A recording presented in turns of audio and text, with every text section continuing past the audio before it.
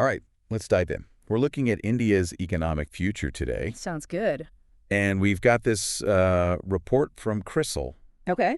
a leading Indian analytics firm. Yeah, familiar with them. They've got data through February 2025. So pretty recent. Yeah, really recent snapshot. Mm-hmm.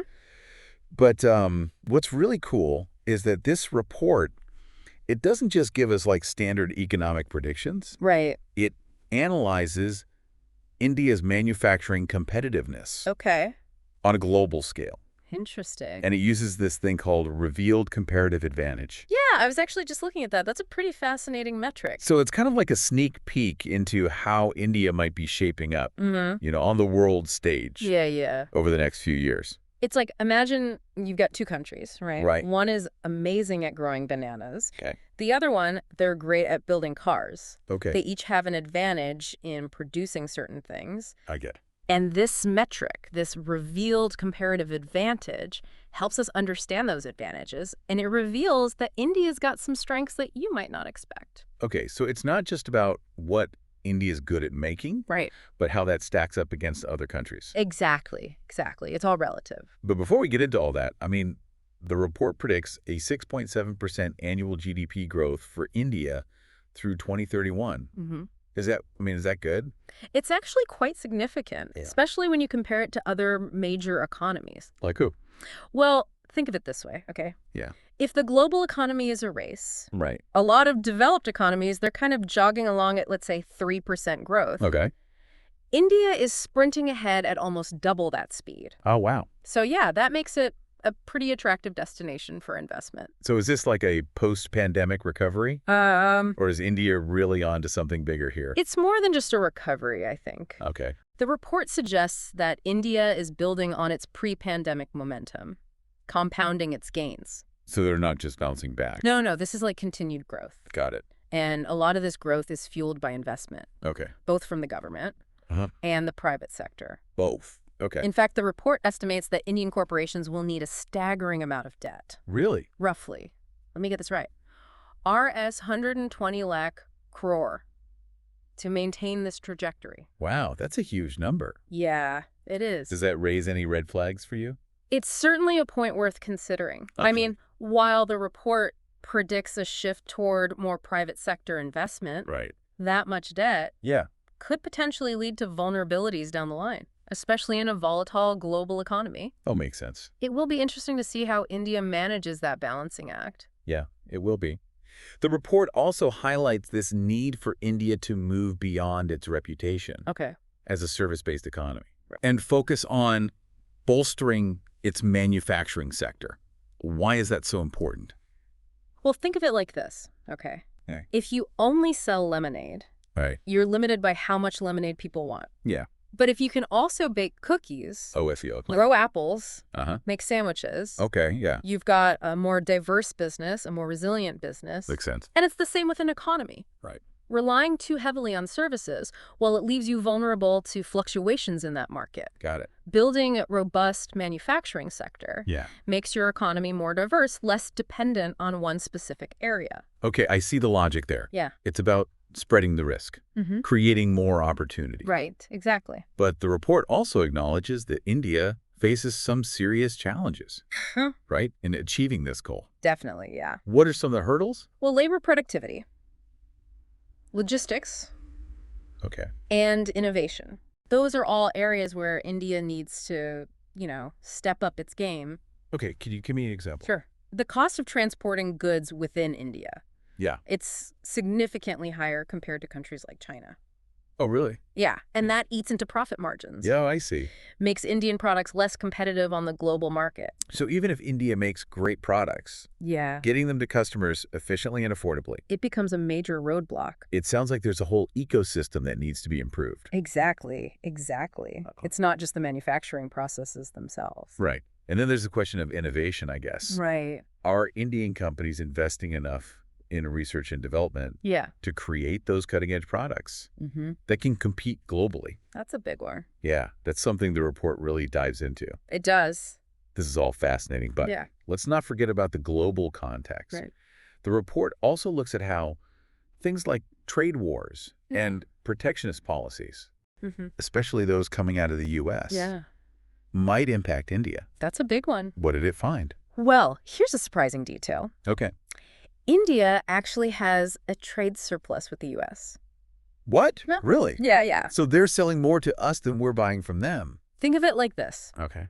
If you're selling more lemonade to your neighbor than you're buying cookies from them, Okay. you have a surplus. All right. But in the world of international trade, Uh-huh. that can actually make you a target for retaliatory tariffs. Whoa. Imagine your neighbor getting upset Yeah. and slapping a tax on your lemonade to make their cookies more appealing. Oh, I see. Yeah, So while a trade surplus sounds good on the surface, yeah. it could actually make India vulnerable in this climate of rising protectionism. That's exactly the point the report's making. Okay. It's urging anyone involved in global trade, Mm-hmm. especially with India, Okay. to pay close attention to these dynamics. The potential consequences are huge Yeah. and could impact entire industries. All right. So India's economic engine seems to be revving up, Yeah, you could say that. but there are definitely some potential speed bumps along the way. There are. There always are. Before we dive deeper Yeah. into specific sectors and India's global competitiveness, Okay. I want to make sure our listeners understand why all of this matters. That's important. So why should someone who's not directly involved in international trade or investing Yeah.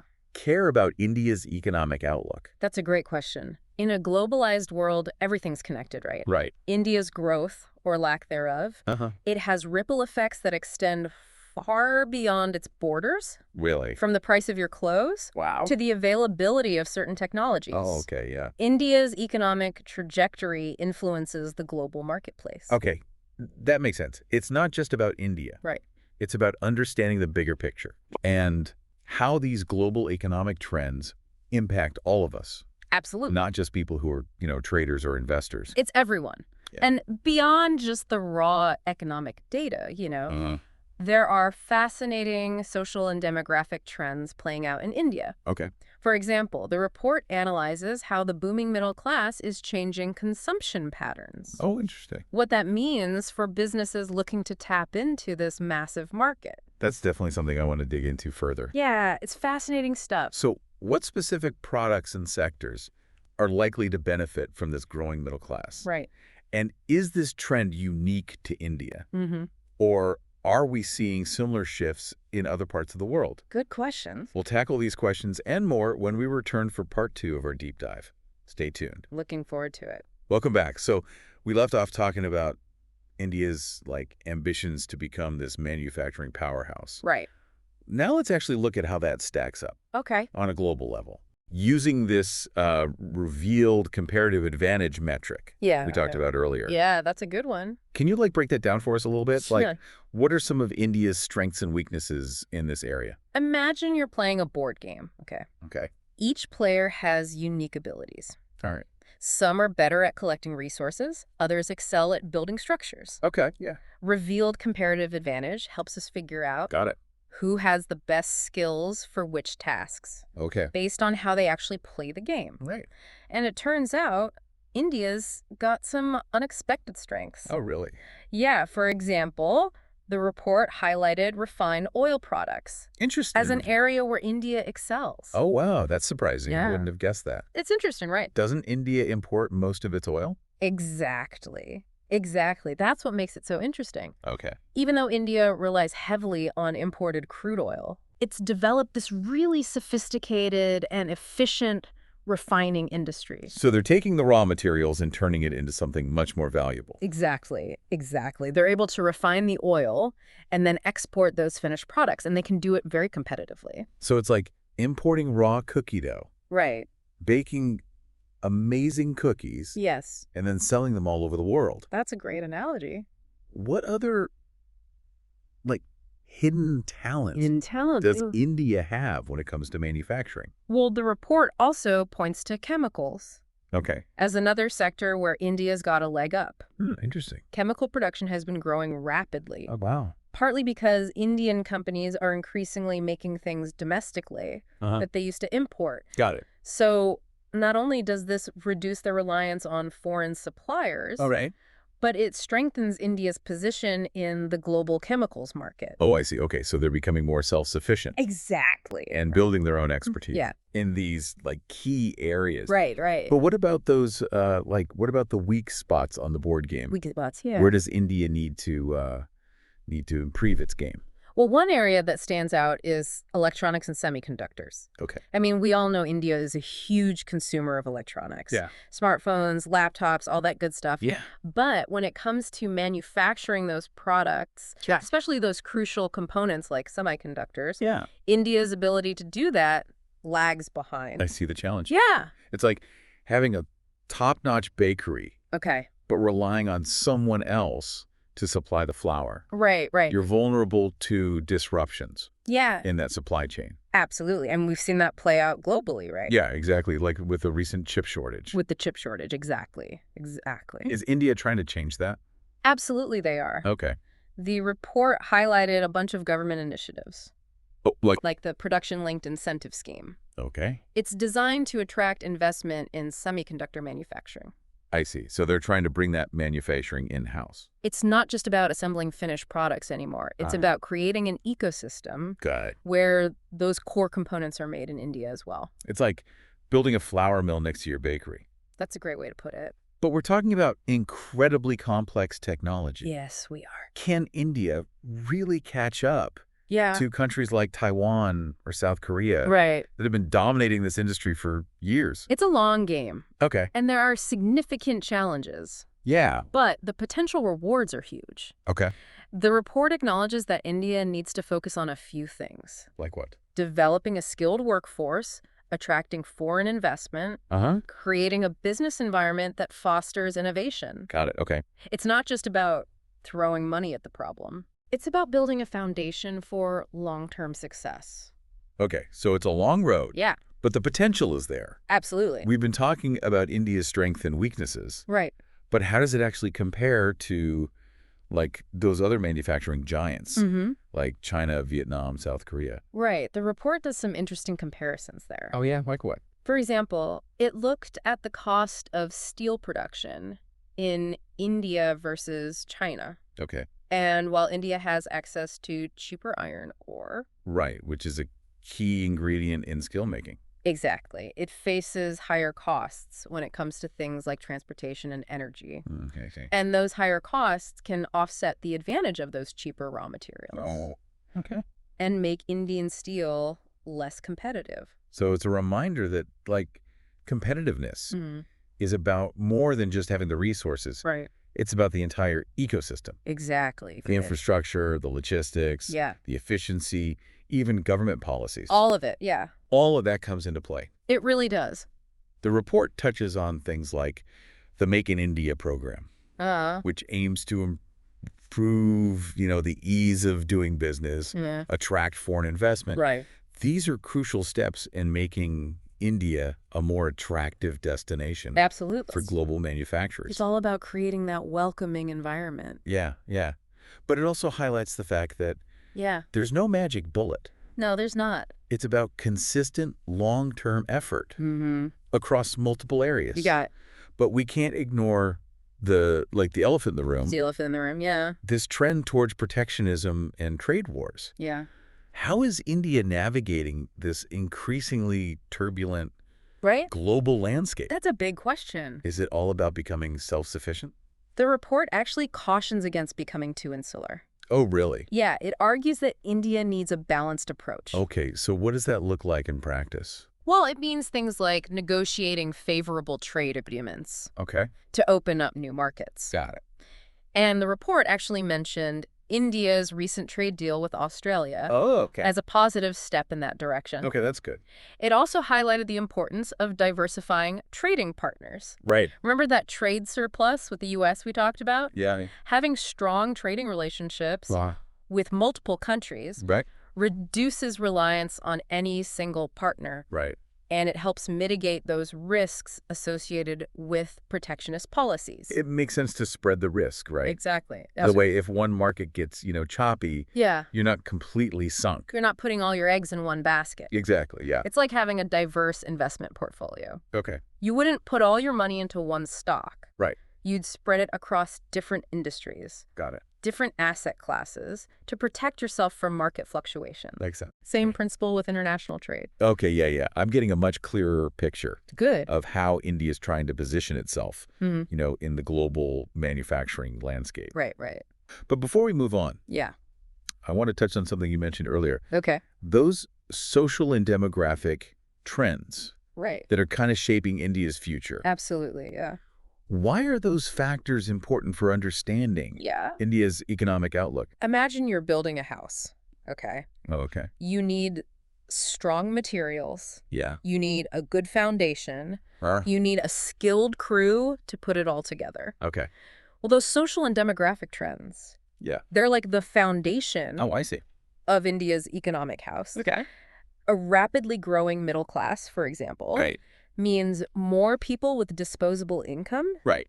That drives consumer spending, Got it. creates a huge market Yeah. for all kinds of goods and services. Yeah. But it also means you need to create enough jobs to support that growing population. Right. So it's not just about economics. Yeah. It's about people. It's about people, exactly. Yeah.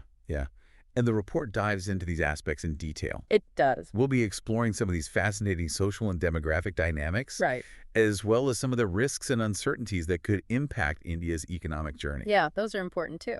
When we return for the final part of our deep dive. Looking forward to it. All right, we're back for the final part of our deep dive into India's economic outlook. Looking forward to wrapping this up. Me too. Yeah. We've talked about, those ambitious growth targets, Right. the push for manufacturing, and how India is navigating this complex global landscape. It's a lot to cover. It is. But there are a few loose ends, I think, that I wanted to tie up. Okay. For example, we keep mentioning this, like massive amount of debt. Right. That are 120 lakh crore Yeah. that India needs to fuel its growth. It's a big number. It is a big number. Where's all that money going to come from? That's the million-dollar question. It is. And the report actually digs into some potential sources of funding. Okay. It anticipates a major role for banks, Okay. which are expected to provide around, Rs 55 lakh crore in credit. Wow, that's a huge chunk of the pie. It is, yeah. So Indian banks are essentially stepping up Mm-hmm. to finance this economic transformation. You could say that, yeah. But is that realistic? Yeah. I mean, can they handle that kind of lending volume? That's where it gets interesting. Okay. While India's banks are generally considered to be in good financial health, Okay, that's good. there's a potential snag. Uh-oh, what's that? The report highlights a possible mismatch Okay. between credit growth and deposit growth. So, like, if more people want to borrow money, Yeah, then there are people putting money into savings accounts. exactly. And that can strain the system. Okay, so even if the banks are willing to lend, they need enough deposits coming in to actually fund those loans. Exactly. They need that infra. What happens if there's not enough money in the piggy bank? That's where the need for a more diversified funding ecosystem comes in. Okay. The report suggests that India needs to look beyond Yeah. traditional bank loans, Oh, yeah. develop those alternative sources of capital. Like what? One area it highlights is the corporate bond market. That's a market we haven't really touched on yet. Right. How does that work? Okay, so imagine a company needing money to expand, right? Okay. Instead of going to a bank for a loan, Right. they can issue bonds, Okay. which are essentially IOUs Okay. to investors. All right. And those investors, Yeah. they lend money to the company Okay. in exchange for regular interest payments Right. and the promise of getting their principal back at a set date. Got it. So it's like this giant lending pool Okay. where companies can tap into funds directly from investors. So it's like crowdfunding. Kinda, yeah, for corporations. For corporations, okay. Yeah. But are those investors? Yeah. Like the pension funds, the insurance companies, Right. the big institutions, are they willing to take on that risk? That's a valid concern. Right. And the report acknowledges Yeah. that India's corporate bond market is still relatively underdeveloped. Okay. So to attract those big investors, Right. it suggests potential regulatory changes. So it's about making the playground more appealing. Exactly. So more kids want to come play. You got it. Relaxing certain investment restrictions, for example, Uh-huh. could encourage these institutions Yeah. to dip their toes into that corporate bond pool. Exactly. So it's about creating a more inviting environment for those big players. Mm-hmm. And that could benefit everyone in the long run. Right, everyone wins. Companies get access to more funding options. Yeah. Banks aren't shouldering all the burden. Mm-hmm. And investors potentially get higher returns. Yeah. Right. It's a win-win. Let's shift gears for a moment. Okay. Talk about those social and demographic trends we keep mentioning. Sure. How do those factors play into India's economic future? Think of it this way. The economy isn't just about numbers and charts, right? It's about people. Yeah. And those social and demographic trends, they shape the workforce, consumer behavior, and ultimately the long-term potential of a country. I see. And one of the most significant trends in India is the rise of the middle class. Right. This is a group with growing purchasing power. Yeah. Which fuels that demand for goods and services. Right. We touched on that earlier when we talked about those changing consumption patterns. Exactly. But a larger middle class also means more people needing jobs, right? Yeah, exactly. Yeah. Can India create enough opportunities to keep up with this growth? That's the big question. The report emphasizes the importance of policies that support job creation, especially in sectors like manufacturing, which have the potential to employ large numbers of people. Right. But it's not just about creating any jobs, right? Yeah. It's about creating quality jobs. Yeah, with decent wages. Exactly, and opportunities for advancement. So it's about investing in education and skills development. Yeah. Making sure people are equipped for the jobs of the future. Exactly. Think of it like building a skilled workforce that can compete in that globalized economy. We also need to be realistic, though. Right. There are always risks and uncertainties. Always, yeah. When it comes to economic predictions. What are some of the things that could throw India off course? That's a good point. We've talked about those external factors. Right, like protectionism, global economic slowdowns. Exactly. But are there internal challenges as well? That could hold India back. Exactly. Things like political instability, bureaucratic hurdles, infrastructure constraints. All of those things could hamper growth. So it's not just about the potential. Right. It's about creating an environment where that potential can be realized. Exactly. And that's one of the key takeaways from this report. Okay. While India's economic prospects look bright, there's no guarantee of success. Right. It's about making smart choices. Yeah. Both domestically and on the global stage. Okay. And navigating those inevitable challenges along the way. We've covered a lot of ground in this deep dive. We have. But before we wrap up, I wanted to leave our listeners with something to think about. All right. The report focuses heavily on India's ambitions to become a manufacturing powerhouse. Yeah. But we know India already has a strong foothold in the global service economy. Right, right. Things like IT outsourcing, software development, all those areas where India is already a major player. Absolutely. Could focusing too much on manufacturing come at the expense of those existing strengths? That's a fascinating question. And it's something the report doesn't explicitly address. Yeah, that's a good one. It's possible that in its pursuit of becoming a manufacturing giant, India could neglect its service sector.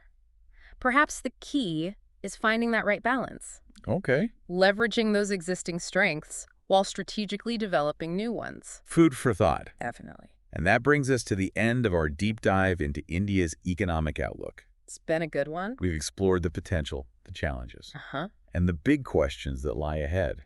There are a few. There are a few. We encourage you to check out the full report from Crisil. Yeah, it's worth a read. Draw your own conclusions. Definitely. The future is uncertain. It always is. But understanding the forces shaping India's economy and the global landscape in which it operates, it's crucial for navigating the years ahead. Couldn't agree more. Thanks for joining us on this journey. It's been my pleasure.